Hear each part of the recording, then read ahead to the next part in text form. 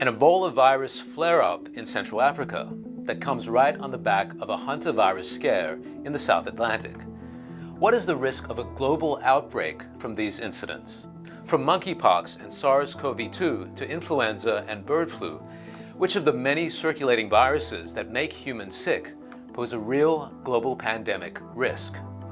To shed light on such matters, I welcome back University of California Professor of Medicine and Critical Care and Pulmonary Diseases Specialist, Dr. Roger Seheult. He'll share his intensive care unit experiences of combating such viruses.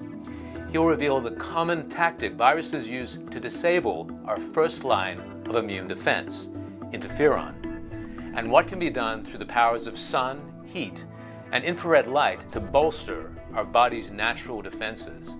Dr. Seheult is also co-founder of MedCram, which has garnered over 1.7 million YouTube followers through demystifying medical concepts. Welcome to Vital Signs, where we learn how to get healthy from all angles, from the biochemical and nutritional to the things we do that nourish our minds and our souls. I'm Brendan Fallon. Dr. Seheult, wonderful to have you join us on Vital Signs again after so long. Thank you so much, Brendan, for having me on. Originally, I was going to talk to you directly about Hantavirus involving the cruise ship, but making headlines at the moment is the Ebola virus outbreak in Congo and Uganda. So I'd like to get your opinion on that first, because this is a significant outbreak. As I understand it, there's been a significant number of deaths so far, and there's Americans involved, 6 Americans over there, 3 with high-risk exposure, 1 symptomatic. So in this kind of situation with the Ebola virus outbreak we're seeing, where does the greatest risk of an outbreak, or a significant spread lie there? You know, it's a little bit different in terms of spread. So people are, in their mind, they're thinking about SARS-CoV-2. They're thinking even about Hantavirus, where you breathe in the virus from saliva or droppings or urine from mice and rodents. This is different. This is a direct contact from fluids. And so its ability to go airborne is not there. It's a direct fluid contact. Where a lot of issues are happening is where patients are perishing, they're dying, and in the preparation of the body or the handling of the body, this is where the virus is transmitting. So it's less in terms of what we see before, but it's become a big issue because it's become undetected until recently. And by the time you realize this, which is when they were alerted, I think on May 5th, it's already spread into Uganda without really an understanding of how it got there. And that's usually a sign that this is further expanded than we are actually aware of. So I think it's a reasonable thing to take a look at those Americans in terms of what we're doing from the United States, making sure that we're getting them out of that situation, but holding on to them and quarantining them and making sure this doesn't become a bigger issue. We already have in place flights that are coming out where we're screening for this type of illness. So I think that they are doing the things that we would normally do in this situation. I know this has been a problem in that region for some time, Ebola virus outbreaks. I understand that between 2014 and 2016, there were 11,000 people died through Ebola virus. What's happening in this situation? Why hasn't it spread more widely before? And why is there a particular risk now? You know, there's a lot of things that are different than what we would expect that what we've seen with other viruses. So this is a very deadly virus as well. Its mortality is anywhere between 25 and 40%. One of the things that people need to understand about Ebola is that it's not one particular virus in particular that causes Ebola. There's different types of viruses. Many may be familiar with the Zaire version of Ebola, where they actually have developed some monoclonal antibodies against it. They've been doing some testing against this. This is a different one that we're having right now. This one is known as the Bundi-Bujo type of virus. That's Bundi-Bujo. It's named after a particular area there in Uganda. And this is the type of virus that we're seeing here. We don't have monoclonal antibodies against this particular one. There's no vaccine against this one. Really, the treatment is aggressive or early therapy. But your question is a good one in terms of why doesn't this get out further. It's because its incubation period is relatively short. So we're talking about 2 to 14 days. It kills people. So it's hard for people to spread this. But as we've said before, typically it can be spread even when they're making funeral arrangements and trying to bury the dead. Obviously, when this is getting out, people are aware of this. And really the key is personal protective equipment, making sure that you're not touching the body fluids, making sure you're educating people on this so that they understand that this is what it is, in fact, that's going on.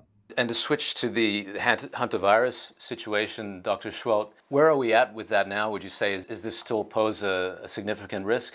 I don't believe it poses a significant risk, but that doesn't mean that we shouldn't be appropriate and prudent about it. You know, being struck by lightning is not a very common occurrence, but yet we don't stand in a pool or stand under a tree when a thunderstorm's coming. So there are some things that we ought to do. So Hantavirus, if you look at Hantavirus, if you studied Hantavirus at all, you'll know that generally speaking, this virus transmits only from rodent droppings, rodent urine, rodent saliva that are infected. Not all rodents have this virus. Typically, if you split the world kind of into an east-west region, the eastern portion of the globe, the type of hantavirus that we're talking about there usually causes kidney issues, kidney hemorrhage. What we're talking about here, though, is on the western aspect, so North America, South America, it causes a hemorrhage of the lungs. And that's a very different type of syndrome. That's the cardiopulmonary syndrome.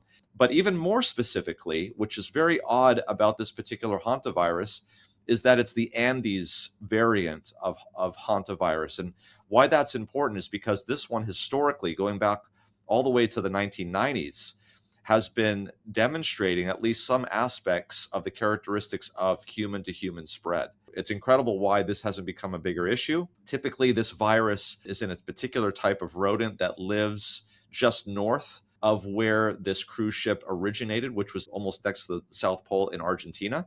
And the person that came on the ship that died first was boarded the ship on April 1st. And he was having symptoms as soon as April 6th.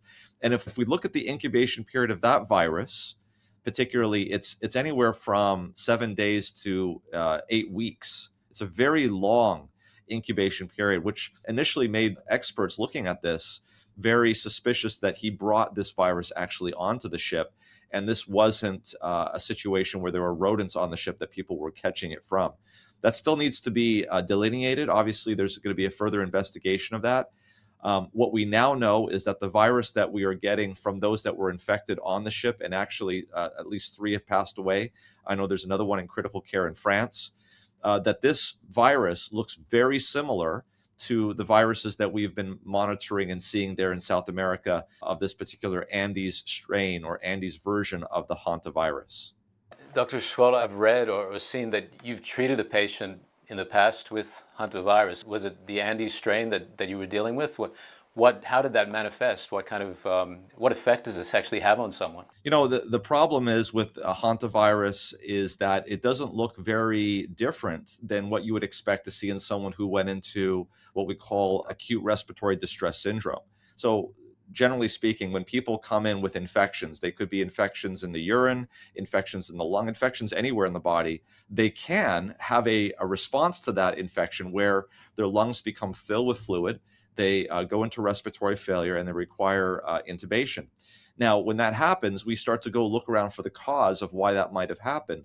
And if we're not seeing anything, if we don't see a regular infection that would cause this, normally pneumonia that we could culture a bacteria from, et cetera, then we start looking for the more esoteric reasons. We start to get a history that's a little bit more detailed to see if we can figure this out. In the patient that you're referring to, this is a patient many years ago that I treated in Southern California. We did get a history of rodent droppings in the history of the patient. We tested for hantavirus using antibodies, and we got a positive result. And so we made a deductive reasoning that this is maybe what it was that caused this, because this can happen, although it's impossible to know 100% for sure. But this was a version that we see in the United States, particularly in the southwestern portion of the United States, in New Mexico, Arizona.